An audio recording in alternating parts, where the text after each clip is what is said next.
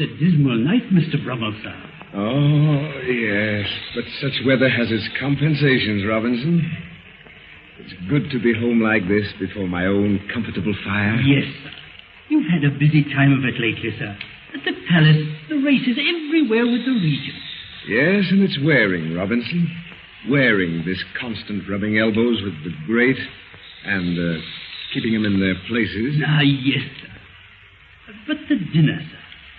Was the lark's tongue pie quite satisfactory? Perfect. Robinson, I have the best cook in London. Oh, sir, I'll tell him. Poor Pierre, he's been a bit down in the mouth of late. Really? Yes, sir. He said... maybe I shouldn't tell you this, sir. Oh, yes, go on. He says, sir, it's an honor to cook for the great Mr. Brummel. But, oh, if he'd only get himself a wife. A wife? Good heavens, why? He thinks, sir, you'd dine at home more and entertain more lavishly. That he'd become quite as famous in his way as you are in yours. Oh, well, my compliments to Pierre. But as for marrying, what's a man to do when the lady to whom he lifts his eyes is already wed? No, I'm sorry, but I fear this must remain a bachelor establishment. Deuce take it, who can that be? I'll see, sir. Oh, dear, I hope I'm not going to be disturbed on a night like this. Oh.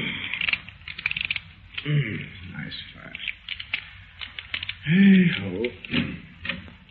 Mr. Brummel, it's a female, sir. A young female. Well, Robinson, she arrives most apropos.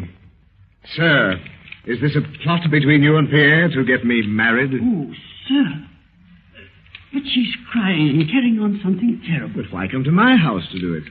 She says, sir, she's from Her Grace, the Duchess of York. The Duchess? Gad, man, have her in, have her in. But wait, take this dressing gown. Yes. Hand me my suit coat. Quickly now, Robinson, yes. Quickly. Yes. Hurry, just a moment. Now, there. Now. No. If you compose yourself, the master will see you. You may go, Robinson. Very good. You're from the Duchess? Yes, sir. Is anything amiss with Her Grace? No, Mr. Brummel. That is, I don't know, sir. Then why those tears? Oh, sir, I'm the most miserable girl. Her Grace gave me a letter for you. Most secret, sir. She said to defend it with my life if need be. Gad, let me have it. That's the terrible part, sir. I took the next stage from Windsor to London. And when we drew near here, I felt in the bodice for my letter. It was gone. Gone? It's true. This is serious. Who shared the coach with you? No one. That is, there was a gentleman, but he left. And you'd no conversation with him? No, sir. We did have just a word or two. I see. Tell me exactly what happened. It seems, sir, he'd seen me come out of the castle gate. And, well, sir, he asked me several questions. And then he came over and sat beside me. And he kissed you? Oh, sir. How did you know? And with his arm about your waist, it was easy enough to slip the letter from your bodice. Oh, I'm a good girl. There's sir. no doubt. Tell me, what did he look like? Answer carefully. He had black, piercing eyes, sir, and he was sort of thin-like. His speech? He sounded like a foreigner, sir. Maybe an Italian. How was he dressed? His neckcloth was white and starched like a proper gentleman, sir. I remember that because I thought at the time, how elegant, just like sir, just like your own. An acquaintance, perhaps. Had he any unusual features? His walk, sir. He limped a bit. Gad, could it be? But this message, do you know what was in it? Oh, no, sir. I worship her grace. I wouldn't violate her confidence, sir. Besides, there were 6 seals on the envelope. Oh, please, Mr. Brummel, don't tell her grace. Find it somehow without letting her know. Wait. Her grace will have to know. Oh, Mr. Brummel, sir. I must learn what that message was. She said it was important. I must see the Duchess at once. Oh, sir. Oh, I'll see that you don't suffer. Robinson, my carriage at once. Who knows? The peace of England may be at stake.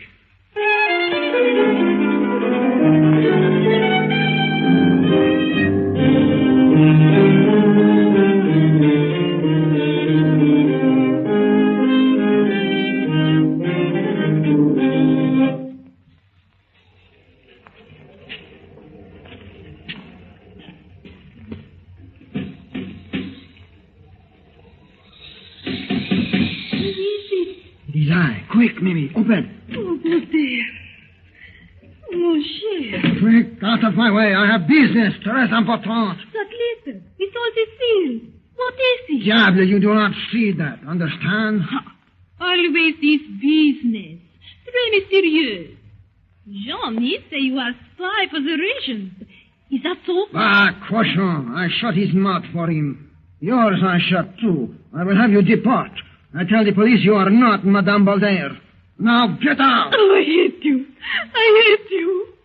Oh, mon Dieu. I am so miserable I could kill myself. I will do it for you if you do not keep your mouth shut. Dépêche-toi. Can I? Oh, mon Dieu. Mon Dieu. Now we shall see what is in the letter. Sacre. This will ruin that Tom Brummel. Now I finish him with the regent. Voila. You stay there until I need you.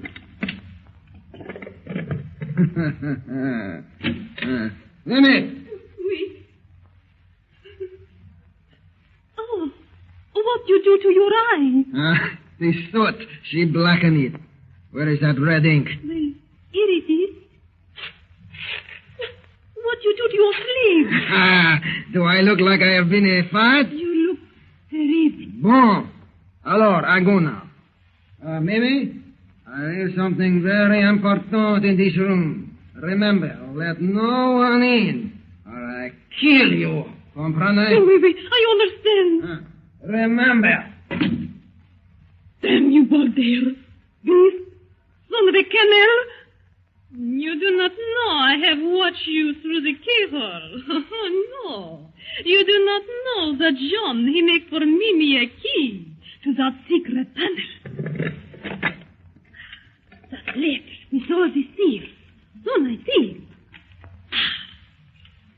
Well, it is addressed to Brummel, the famous Beau. He will give much money for this. He's rich. He's handsome. He's very gallant. Maybe he might love the little French girl.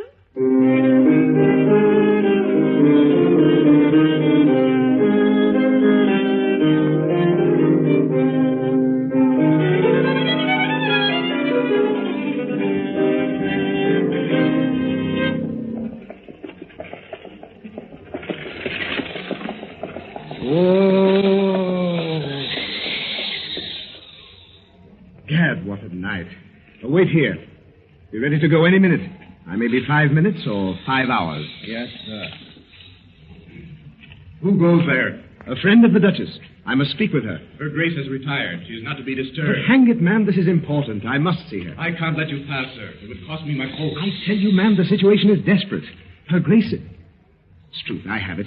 Will you take a message to the Duchess Maid of Honor, the Lady Inez? Oh, sir, I could never permit. Here's 10 guineas.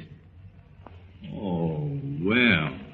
If it concerns her Grace, step in out of the rain, sir, under this torch, and write your note. Why, sir, you're the Beau. Here's another 10 guineas to prove you're mistaken. Quite right. I was mistaken. Good. One moment.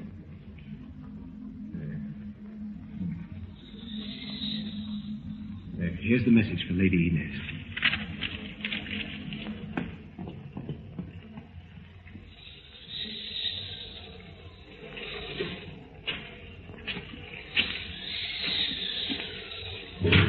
Yes, our lady. Let's to the palace. We'll pick up our friend Brummel on the way and have some faro. Gods, the regent himself. He's been visiting his brother, the Duke. Gad, what a narrow escape. Brummel lost his lucky stamp spent me for 3,000 guineas last night. I must have revenge. I'll show you that your prince is not only the first gentleman of Europe, but is also first at faro. Yeah. Gad, that guard, why doesn't he hurry? Yes, the Lady Inez will see you, Mr. Brummel. Sir, this way. I'm taking you in through a private entrance, direct to her ladyship's chambers. 'Tis only a few gentlemen know it, sir. I see. We're here, sir.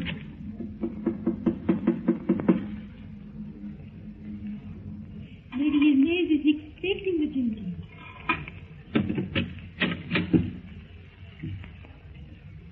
Thank you, madam. Dear Mr. Brummel, I shan't need you any more tonight, Morrison. Yes, your lady.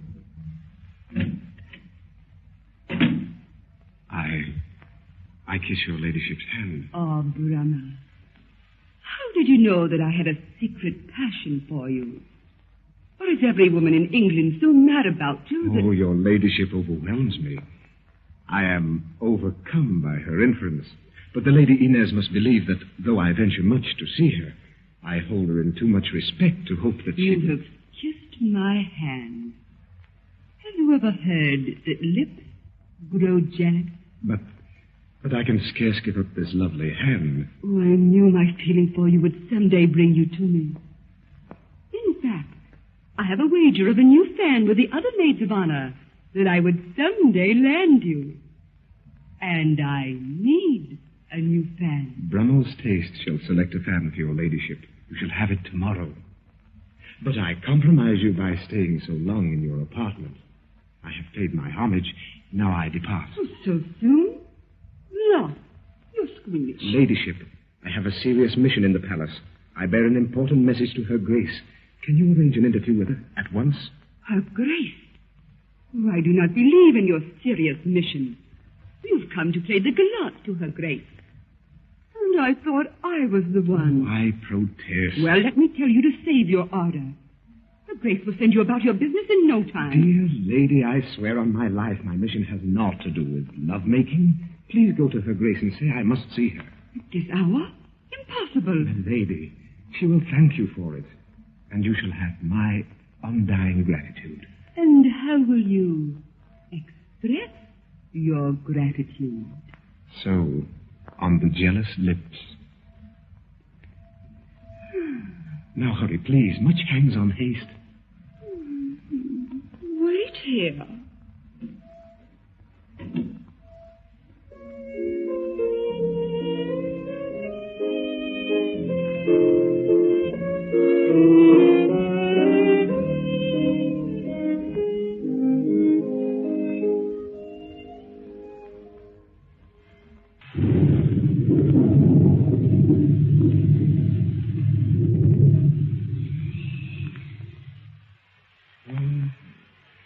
Still raining heavily. She will see you at once. Come with me. You're fortunate she is still up and alone. Oh, Brummel, dear. When shall I see you again? Dear lady, who can tell? Fate is often very unkind. I see. I was merely the means of your gaining audience with her Grace. Discerning, lady. Damnation. Is that nice? Oh, well, I hold nothing against you. Discerning and kind. We've arrived at the Dutchess door. Good night. Good night. And yet not such a good night as I had hoped. The fan will arrive tomorrow, ladyship. Sure. You may enter. It's a pleasure, my dear Brummel. Oh, gracious Highness. Thank you for seeing me. You're very beautiful tonight. Sitting there in your silver gown. You nearly make me forget my mission. Brummel, my friend, I'm sure you've not braved such a night just to pay me pretty compliments. I know your mission is important, but it is late. Your presence here is dangerous to both of us. His Grace... I know. I realize. In all the debauchery of the court, your Highness' good name stands out as the sun against the night. I would not endanger it. But I've come about your letter to me. My letter? Yes. It is lost. Lost? Yes. Taken from your maid on the coach to London. Taken, perhaps now in the wrong hands. Oh, Brummel, I'm undone. I'm ruined. Oh, dear Highness, do not be so disturbed. Tell me what was in the letter. Something very dangerous. Something that might be used against me. If it ever fell into the hands of the regent or my husband, oh, I can't tell what might happen. Why did you write it? As a sacred duty, Brummel. You know I never meddle in politics, but the civil rights situation is desperate. The people have protested for years. And the regent has refused to listen? Yes. Parliament has twice passed the Equal Rights Bill, but the regent will not sign it. Mark my words, he'll have trouble on his hands someday. That day is here now. Only this morning, word came to me from Pitt himself that an army has been secretly recruited to attack the moment his refusal is known. And I know the regent means again to refuse. Brummel, it'll be civil war. Your Grace. My friend, your influence with the regent is so great. Highness. It's true. All of us know it. You're closer to him than any of his ministers. Far closer than any of the royal family. Then your message was... A desperate appeal that you use that famous, that disarming tact of yours to save your country. Highness, all that I have of fortune or of wit, I dedicate to securing that letter and to winning over the regent. In return, I can offer you only my deathless friendship. It's yours, Brummel. Is it something you wish? I dare to wish something impossible. Tell me. That you were free and much humbler in rank. And I too wish that. But, Brummel, we face the world as it is, and we respect our obligations. Your Grace. But about the letter, Brummel, what shall we do? There's but one thing to do. Prevent it from falling into the regent's hands. But how will you do this? Attach myself to him on some pretext. For days, if need be. Stay near him day and night until I recover that letter. Splendid. And now, dear friend, you must go quickly. One thing more. Why would it be so unfortunate if the letter fell into the hands of the Duke, your husband? One line of it is rather personal. It might be misconstrued. Your Grace, I shall die rather than... His Grace. Halt, wife. Still up. Why, Brummel, what the devil does this mean? We are plotting, sir. Against you. I could almost believe it. But come, Brummel. No silly excuses. This is serious. But Brummel is right, my dear. Have you forgotten? Forgotten? What? That tomorrow is your birthday? Why, so it is, so it is. Oh, Brummel, you old fox. What's it to be this time? That, sir, is part of the surprise. Well, mark you, not too dandyish. Not too dandyish.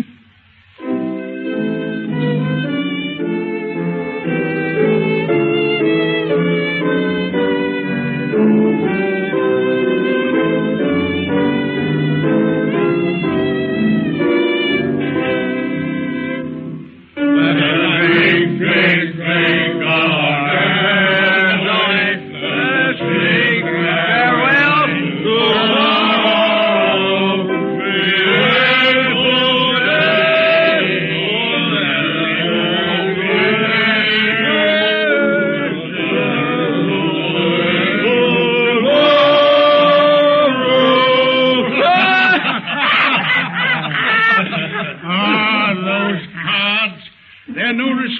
Princess.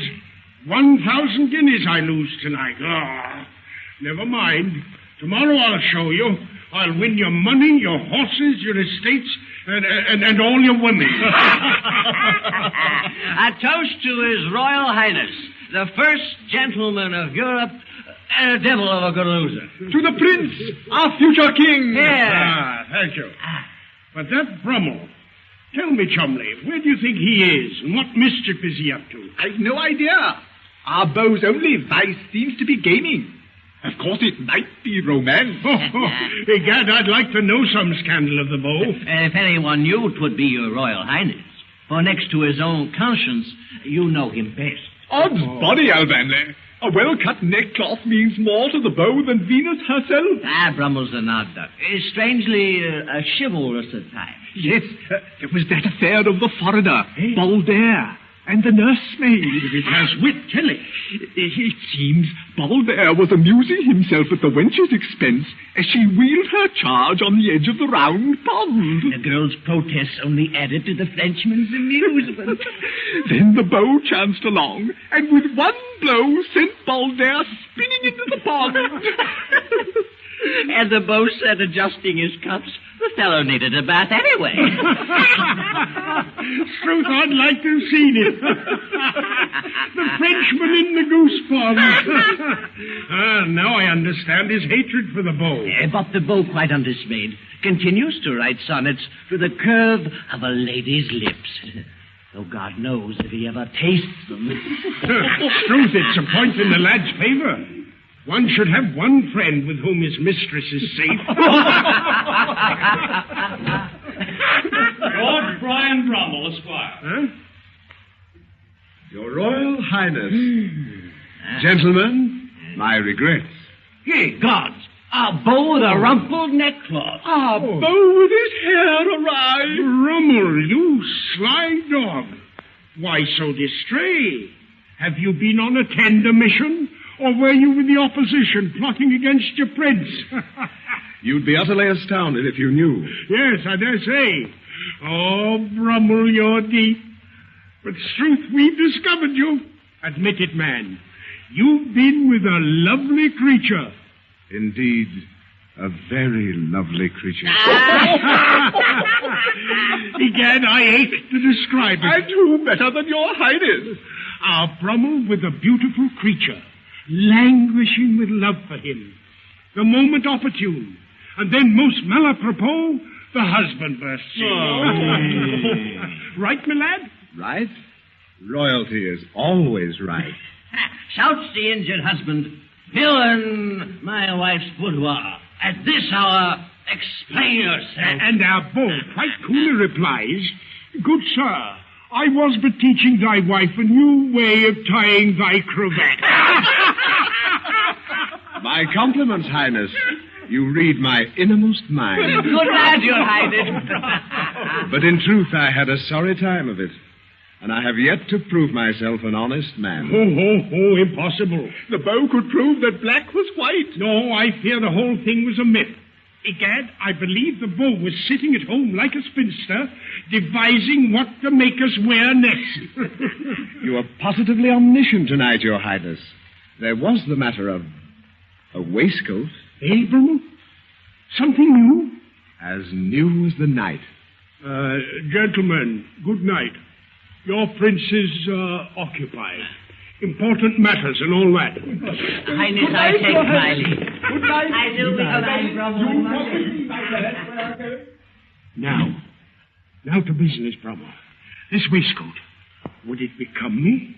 Better than anyone else in Europe. I have a fine figure, haven't I? Not stout. You couldn't call me stout. Just, Regal. Regal is the word. Yes. Pardon, Highness. Well, out with it. Word from Mrs. Fitzherbert to remind your Highness. Oh, yes. Brummel, I had arranged tomorrow. I'll hear about your waistcoat tomorrow. Highness, I'm devastated. But dash it, man, Oh, well, the waistcoat was half promised to another anyway. Oh, well, tell Mrs. Fitzherbert I am unavoidably detained. State business. National emergency. In short, a waistcoat. Ah. Now, Brummel, let's drink to the waistcoat. And to Brummel, my one good friend.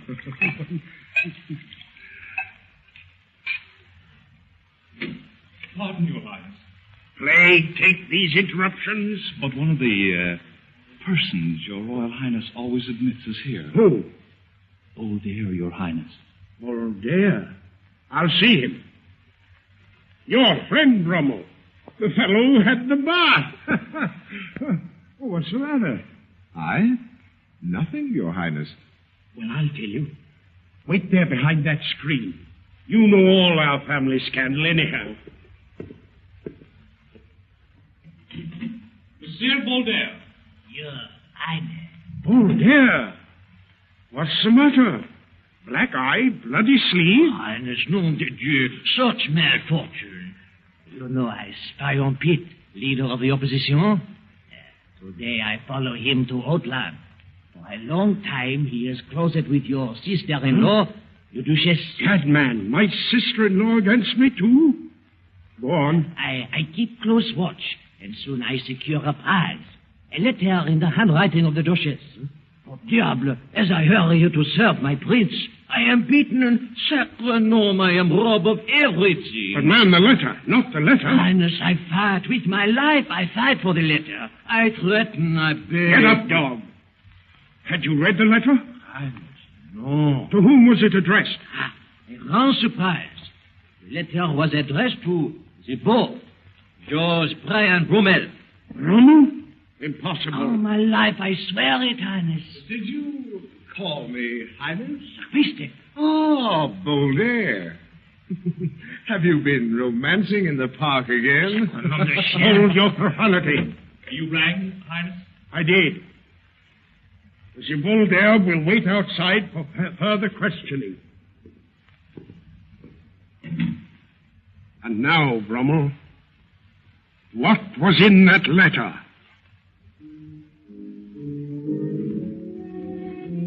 Well, it seems that the Beau is to have full need tonight for that famous, that disarming tact of his. Will it serve to extricate him from this difficulty which threatens not alone the Beau's neck, but the good name of a beautiful and gallant lady? For next week's chapter will tell the tale, and we need fear no lack of excitement, of thrills, and suspense. Listen at 8:30 next Thursday evening for the sequel to tonight's episode. Meanwhile, give thought to the power that lies today, quite as much as a century ago, in the subtle art of good grooming. And good grooming is not so much a question of what you expend on your wardrobe, as of the wisdom with which your apparel appropriation is invested. For almost a half-century, the great house of blank and blank has held the proud position of America's foremost tailors to men. It was first among the great custom tailoring institutions of this country to make it possible for men everywhere to dress smartly and well, without extravagance. This year, more than ever, the exquisitely cut, superbly tailored garments of blank and blank are the mark of a gentleman, a passport to those all-important circles where good breeding and good grooming are esteemed. Blank in all their history have never produced garments comparable with those which it offers you today. See these garments at the establishment of your local sponsor. Next week we foregather again with the Beau and his interesting friends. Until then, good night.